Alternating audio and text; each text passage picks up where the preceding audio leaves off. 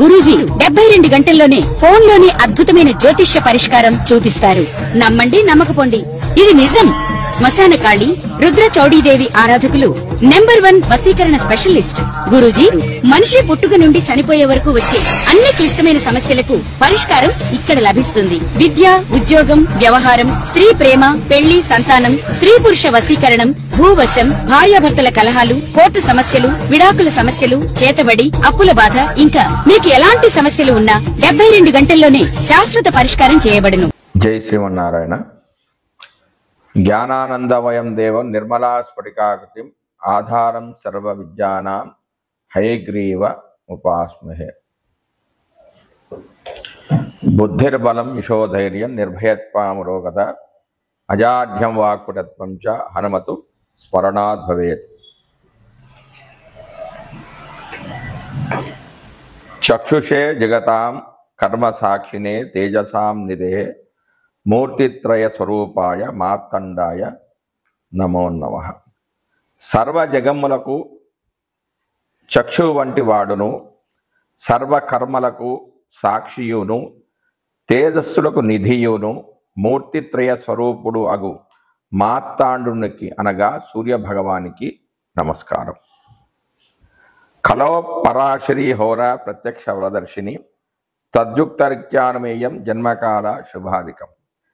కలియుగమునందు పరాశర హోర ప్రత్యక్ష బల దర్శిని అని పెద్దల మతం కనుక ఆ పరాశర హోర ఎందు చెప్పబడిన పద్ధతిలో జన్మకాలాన్ని బట్టి శుభాశుభాలను నేను ఇప్పుడు మీకు చెప్తున్నాను. మనం ఈరోజు శని వక్రంలోకి వెళ్తున్నాడు. వక్రగతిలోకి వెళ్తున్న శని ఎలాంటి ఫలితాలను ఇస్తాడు, అసలు వక్రత్వం అంటే ఏమిటి, దాని గురించి మనం ఇప్పుడు ఈ వీడియోలో తెలుసుకుందాం.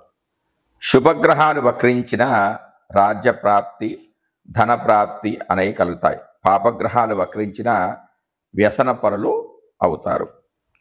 బలవంతులై వక్రించిన శుభగ్రహాలు అత్యంత శుభ ఫలితాన్ని ఇస్తారు. పాపగ్రహాలు దుఃఖాన్ని కలుగజేస్తారు. గ్రహాలు వక్రంలోనూ ఉచ్చలోనూ ఉన్నప్పుడు ఆ బలం అనేది ఇతర గ్రహాలచే హరించబడుతూ ఉంటుంది. అంటే తన బలాన్ని ఆ గ్రహాలు కోల్పోతాయి. అంటే ఈ సందర్భంలో వాళ్ళు చేయాల్సిన శుభ ఫలితాన్ని చేయరు. ఒకవేళ వాడు చేయాల్సిన చెడు ఫలితాన్ని కూడా చెడు చేయనంటే బలం అనేది మధ్యస్థంగా ఉంది అని గ్రహించాలి. వక్ర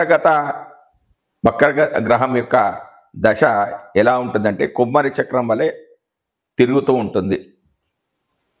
పాపగ్రహాల దశల యందు అనేక దుఃఖాలు, శత్రు విరోధాలు కలుగుతాయి. శుభగ్రహాలందు ఇలా జరగదు.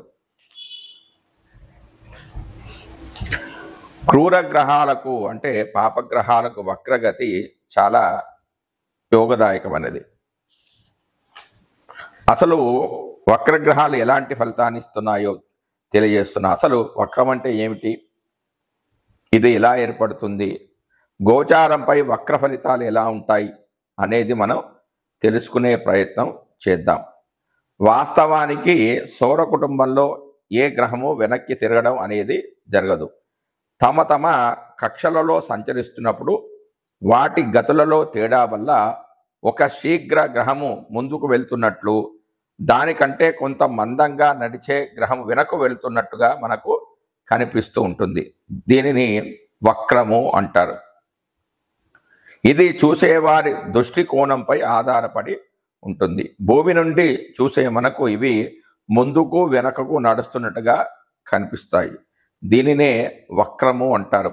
ఈ వక్రగ్రహాల ప్రభావం భూమిపై పడుతున్నట్లు జ్యోతిష్ శాస్త్రవేత్తలు తెలుసుకున్నారు. సూర్యునికి నియమిత దూరంలో ఉన్నప్పుడు ఈ వక్రాలు అనేవి ఏర్పడుతున్నాయి. ఖచ్చితంగా చెప్పాలంటే వక్రం అనేది దృష్టికి సంబంధించినది, ఒక భ్రమ. అయితే ఈ గ్రహాలు ఎన్ని రోజులు వక్రిస్తాయి అనే దాని గురించి మనం తెలుసుకుందాం. కుజుడు 80 రోజులు వక్రిస్తాడు, బుధుడు 24 రోజులు, గురుడు 240 రోజులు, శుక్రుడు 42 రోజులు, శని 140 రోజులు, ఇంద్రుడు 115 రోజులు, వరుణుడు 157 రోజులు వక్రగతి కాలం. అంటే ఎక్కువగా అదే మ్యాక్సిమం అన్ని రోజులు ఉంటాడు, అంటే అంతకంటే తక్కువ కూడా ఉండొచ్చు. ఇక స్థిరంగా ఉండే కాలం కుజుడు 3 రోజులు, బుధుడు అంటే దీన్ని స్థిరంగా ఉండడం అంటే స్తంభన, అంటే కదలకుండా ఉండడం. కుజుడైతే 3 రోజులు, బుధుడు 1 రోజు, గురుడు 5 రోజులు, శుక్రుడు 2 రోజులు, శని 5 రోజులు, ఇంద్రుడు 6 రోజులు, వరుణుడు 6 రోజులు.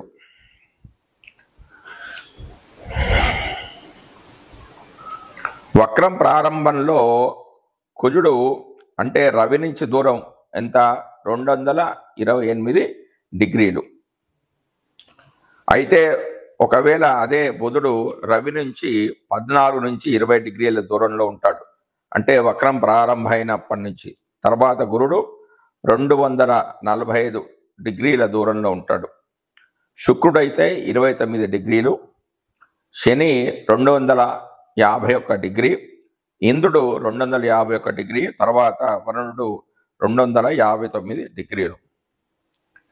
ఇక వక్రగ్రహం అయిపోయింది. రుజు మార్గంలో అంటే సవ్యంగా వెళ్ళే గ్రహము ఎన్ని డిగ్రీలో ఉంటుందంటే కుజుడు అంటే ఇదంతా కూడా రవి నుంచి దూరంగా భావించాలి. కుజుడైతే 132 డిగ్రీలు, బుధుడైతే 17 నుంచి 20 డిగ్రీలు, గురుడు 115 డిగ్రీలు, శుక్రుడైతే 29 డిగ్రీలు, శని 109 డిగ్రీలు, ఇంద్రుడు 109 డిగ్రీలు, వరుణుడు 111 డిగ్రీలు. ఇది గ్రహాల యొక్క వక్రగతి, స్తంభన, రుజుగతి. అయితే వక్రగ్రహాలు ఇచ్చే ఫలితాలు ఎలా ఉంటాయి? జాతక ఫలితాలు విచారణ చేసేటప్పుడు భావచక్రం అనుసరించి ఫలితాలు చెప్పాలి. అంటే ఆ గ్రహం భావ మధ్యమంలో ఉందా, మధ్యలో ఉందా, భావం యొక్క అంత్యంలో ఉందా అనే విషయంపై ఆధారపడి ఉంటుంది. గోచార ఫలితాలు పరిశీలించేటప్పుడు భావంపై ఆధారపడి నిర్ణయించాలి. దీనిని నిర్ణయించేటప్పుడు గమనించవలసిన విషయాలు ఏంటంటే, ఉదాహరణకు జాతకంలో సప్తమంలో బుధుడు 8 రాశుల 23 డిగ్రీల 30 నిమిషాల్లో ఉన్నాడు అనుకుంటే, రాశిలో చూడడానికి సప్తమంలో ఉన్నట్టుగా కనిపించిన సప్తమ భావ అంత్యం అంటే 8 డిగ్రీల 8 రాశుల 19 డిగ్రీల 16 కావడంతో అసలు సప్తమ భావంలోనే లేడు.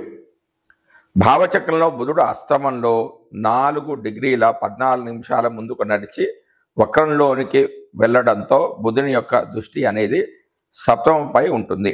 అయితే బుధుని యొక్క దృష్టి 8 డిగ్రీలు మాత్రమే ఉండడం భావ అంత్యంపైనే పడుతుంది. అంటే బుధుడు అష్టమానికి సప్తమానికి సంబంధించి ఫలితాలు ఇవ్వడంలో బలహీనుడని తెలుస్తుంది. ఆ వివరాలు చూడకుండా సప్తంలో ఉన్నాడని చెబితే ఫలితాలు అనేవి అసలు సరిపోవు. భావ మధ్యమం దాటిన గ్రహానికి వక్రగతి ప్రారంభమైతే ఆ గ్రహ దృష్టి భావ మధ్యమం పైన పడుతుంది. దీని ఫలితాలు ఆ గ్రహ స్వభావం అనుసరించి బలంగా ఉంటాయి. భావారోహ గ్రహం వక్రగతిలో ఉంటే ఆ గ్రహ దృష్టి వెనక్కి ప్రసరించి భావ ప్రారంభంపై పడతాయి. ఇక్కడ బలమైన ఫలితాలు చెప్పలేము. ఈ విషయాలు గణితంతో మాత్రమే తెలుసుకోగలం. వక్రగ్రహాలు ఇచ్చే ఫలితాలపై సమగ్ర సమాచారం అనేది లేదు. ఉన్న వివరాలను అనుసరించి ఫలితాలను పరిశీలిస్తే రవిచంద్రులకు వక్రత్వం అనేది ఉండదు. ఎప్పుడు కూడా సవ్యంగానే ముందుకే వెళ్తుంటారు. రాహుకేతువులు ఎప్పుడూ కూడా వక్రంలోనే సంచరిస్తూ ఉంటాయి. మిగిలిన కుజాది పంచగ్రహాలకు అంటే తారాగ్రహాలకు మాత్రం ఈ యొక్క వక్రత్వం అనేది ఉంటుంది. అంటే మిగతా గ్రహాలంటే కుజుడు, బుధుడు, గురుడు, శుక్రుడు, శని, ఈ 5 గ్రహాలకు మాత్రమే వక్రత్వము, స్తంభన, రుజు మార్గము ఇలాంటివి కలుగుతూ ఉంటాయి.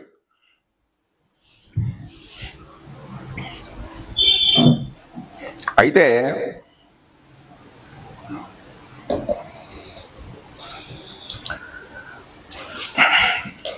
వివిధ గ్రహాలు అంటే కుజుడు, బుధుడు, గురువు, శుక్రుడు, శని వీటికి మాత్రమే మనం వక్రగతి ఉంటుందని తెలుసుకున్నాం కదా. అయితే వీళ్ళు వక్రత్వంలో ఉన్నప్పుడు వీళ్ళు ఇచ్చే ఫలితాలు ఏమిటి అనేది క్లుప్తంగా తెలుసుకుందాం. ఇప్పుడు కుజుడు వక్రగతిలో ఉన్నప్పుడు మనిషిలో చొచ్చుబాటు గుణము, వేగం అనేది తగ్గుతూ ఉంటుంది. పురోగతి మందగించినట్టుగా అనిపిస్తూ ఉంటుంది.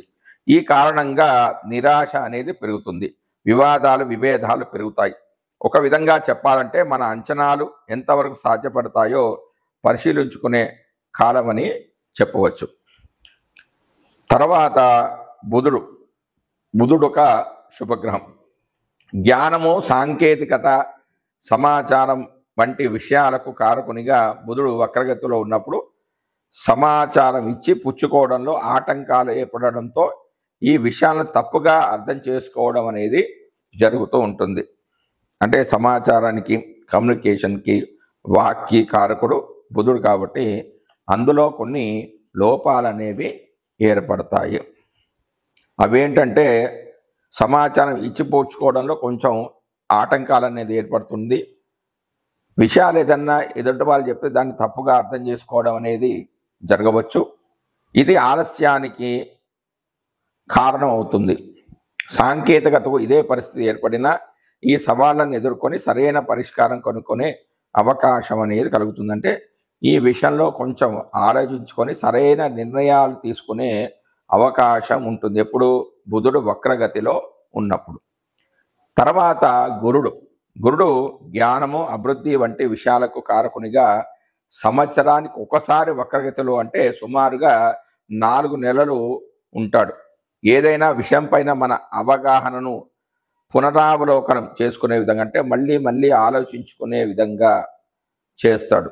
మన నమ్మకాలను, విలువలను పునఃపరిశీలన చేసుకునేలా చేస్తుంది. ఇది మానసిక చైతన్యానికి ఎంతో ఉపయోగిస్తూ ఉంటుంది. తర్వాత శుక్రుడు కూడా శుభగ్రహమే. అంటే బుధుడు, గురువుడు, శుక్రుడు శుభగ్రహమే. బుధుడు శుభగ్రహాలతో కలిసే శుభుడుగా, పాపగ్రహాలతో కలిసే పాపగ్రహంగా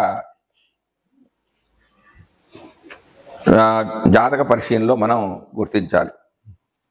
శుక్రుడు ప్రేమ, అందము, సామరస్యము సూచించే గ్రహంగా శుక్రుడు వక్రస్థితిలో ఉన్నప్పుడు సంబంధాలు, ప్రేమ వ్యవహారాలు అంటే ఇంటా బయట కూడా గణనీయమైన మార్పులకు లోనవుతూ ఉంటాయి. వ్యక్తులను మరింత లోతుగా అంచనా వేసే సమయం. అంటే నేను ప్రేమించిన వ్యక్తి సరైన వాడా కాదా, ఇతన్ని వివాహం చేసుకుంటే జీవితం బాగుంటుందా బాగుండదా అనే ఒక ఆలోచన అంటే తిరిగి ఆలోచిస్తూ ఉంటారు. చాలా కాలంగా పరిష్కారం కాని వ్యవహారాలు ఒక కొలిక్కి రావడమే కాకుండా వాటికి పరిష్కారాలు కూడా లభిస్తాయి. అంటే గుడ్డిగా నమ్మకుండా మళ్ళీ ఆలోచించి చెడు నిర్ణయాలు తీసుకోకుండా సరైన మార్గాన్ని నడిచే విధంగా శుక్రుడు ఆలోచింపజేస్తాడు. అంటే శుక్రుడు వక్రంలో ఉన్న వాళ్ళకి, అంటే గోచారంలో కూడా వక్రంలో ఉన్న వాళ్ళకి ఇలాంటి ఫలితాలన్నీ వస్తాయి. ఇక శని క్రమశిక్షణ, బాధ్యతలను సూచించే గ్రహంగా శని సంవత్సరానికి ఒకసారి వక్రగతిలో సుమారుగా 4 నెలల కాలం ఉంటాడు. ఈ సమయంలో మన అంచనాలను తిరిగి సమీక్షించుకోవాల్సి ఉంటుంది. కట్టుబాట్లు, బాధ్యతలు వంటి దీర్ఘకాలిక లక్ష్యాలు ఆందోళన కలిగించిన వాటికి పరిష్కారాలు చూపించడంతో పాటు మానసిక పరిపక్వతకు సవాలుగా నిలిపి సమస్యలు అధిగమించడానికి ప్రోత్సాహాన్ని ఇస్తుంది. జై శ్రీమన్నారాయణ. జై శ్రీమన్నారాయణ. మన ఇప్పుడు ఈ వీడియోలో శని భగవానుడు వక్రగతిలో సంచారం చేయడం ద్వారా మేషాది 12 రాశుల వారికి కలిగే ఫలితాలు ఏమిటంటే శని ఇచ్చే ఫలితాలు ఏంటి అనేది మనం ఇప్పుడు తెలుసుకుందాం. కర్కాటక రాశి వారికి శని 9వ స్థానంలో సంచరిస్తున్నాడు. అంటే ఇది భాగ్యస్థానం.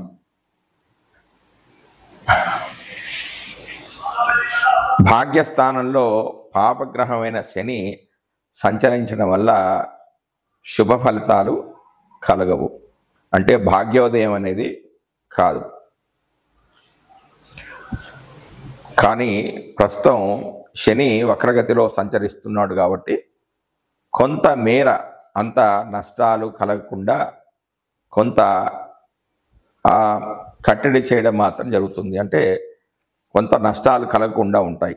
అసలు 9వ భావంలో ఏమేమి ఉన్నాయి? దానం, ధర్మ, సుతీర్థ సేవన, తపో, గుర్యాది, భక్త ఔషధ, చారా, చిత్త విశుద్ధి, దేవభజనే, విద్యాశ్రమో, వైభవ, యానం, భాగ్యనయ, ప్రతాపసుకద, యాత్రాభిషేకాదయ, పుష్టి, సజ్జని సంగతి, శుభ, పితృస్త్వం, పుత్రాస్తద, అష్టైశ్వర్య, తురంగనాగ మహిష, పట్టాభిషేకాలయ, బ్రహ్మస్థాపన, వైదిక క్రతు, ధనక్షేప, సూర్యం, కుక్షిత. అంటే దానము, ధర్మము, తీర్థయాత్రలు చేయడం, సేవ చేయడం, తపస్సు, గురువులంటే భయము, మందు, ఆచారము, చిత్తశుద్ధి, దేవతా ఆరాధన, విద్య నేర్చుకోవడం వల్ల వచ్చిన గౌరవం, ప్రయాణం, భాగ్యము, నీతి, పరాక్రమము, మంచి కథలు, యాత్ర, అభిషేకము, సంతృప్తి, సజ్జన సాంగత్యము, శుభకార్యాలు, పిత్రార్జన, కుమారులు, కుమార్తెలు, అష్ట ఐశ్వర్యాలు, ఏనుగులు, గుర్రాలు, ఎద్దులు, వాటి ప్రదేశాలు, పట్టాభిషేక మందిరము, వేదధర్మాన్ని నెలకొల్పడము, వైదిక క్రతువులు, ధనం దాచడం మొదలైన వాటిని నవమంలో పరిశీలించాలి.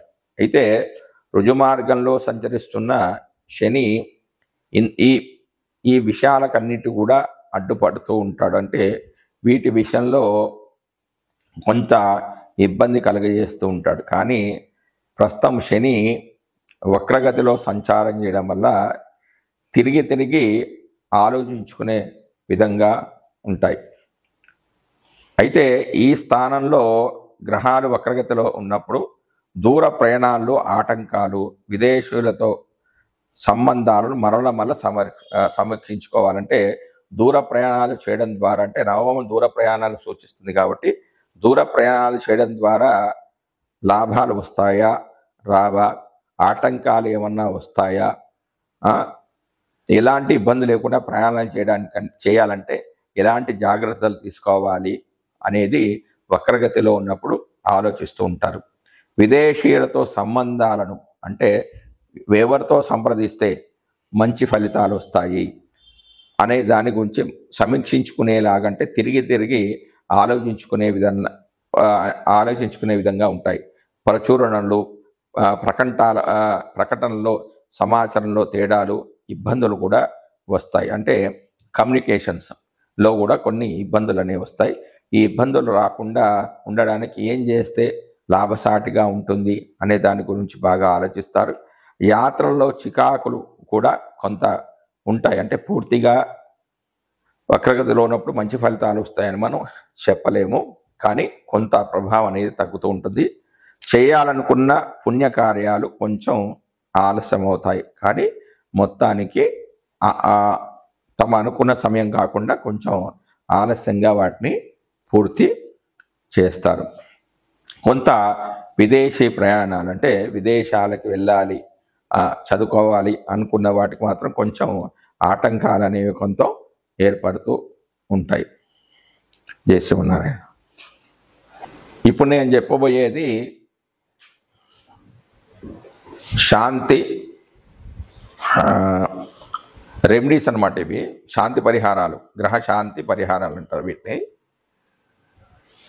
శని దోషహారిగా ఉన్నప్పుడు, వాళ్ళ ఉద్యోగంలోనూ వ్యాపారంలో కూడా అనేక ఇబ్బందులు ఉన్నప్పుడు, శని వల్ల ఇబ్బందులు ఎదుర్కొన్నప్పుడు చేసుకోవాల్సిన పరిహార మార్గాలు ఏంటంటే శనిదోష పరిహారానికై ఆంజనేయ స్వామి ఆలయానికి సందర్శించండి, లేకపోతే శివాలయానికి సందర్శించండి. ఏకాదశి సోమవారం, ఏకాదశి కానీ సోమవారం కానీ, ఆరుద్ర నక్షత్రం రోజు కానీ, మాస శివరాత్రి రోజు కానీ రుద్రాభిషేకాన్ని చేసుకుంటూ ఉండండి. వీలైతే ప్రతి సోమవారం కూడా రుద్రాభిషేకం అనేది చేసుకుంటూ ఉండండి.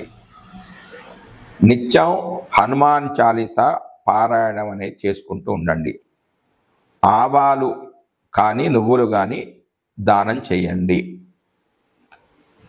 మీ శక్తి కొలది. నువ్వులను హోమంలో వాడవచ్చు లేదా దానంగా ఇవ్వవచ్చు. ఈ మంత్రాన్ని నిత్యం పఠిస్తూ ఉండండి. ముఖ్యంగా శనివారం రోజున శని హోరా సమయంలో, అంటే శనివారం ఉదయం 6 గంటల నుంచి 7 గంటల మధ్యలో ఈ యొక్క మంత్రాన్ని చదువుకోండి. అదేమిటి? నీలాంజన సమావాసం రవిపుత్ర విమాగ్రజం ఛాయామార్తాండ సంభూతం తన్నమామి శనేశ్వరం అనే ఒక ఈ మంత్రాన్ని కానీ, ఓం ప్రాం ప్రీం ప్రోం సహ శనేశ్వరాయ నమః అనే మూల మంత్రాన్ని కానీ గురువుల చేత ఒక్కసారి ఈ మంత్రాన్ని చెవిలో చెప్పించుకొని శనివారం రోజున శనిహోరా సమయంలో చెప్పాను కదా 6 నుంచి 7 మధ్యలో ఒక 108 సార్లు, అంటే ఒక జపమాలలో 108 ఉంటాయి, అవి 108 సార్లు చదువుకున్నట్లయితే శని యొక్క దోషాలు అనేవి తొలగిపోతాయి. జై శ్రీమన్నారాయణ.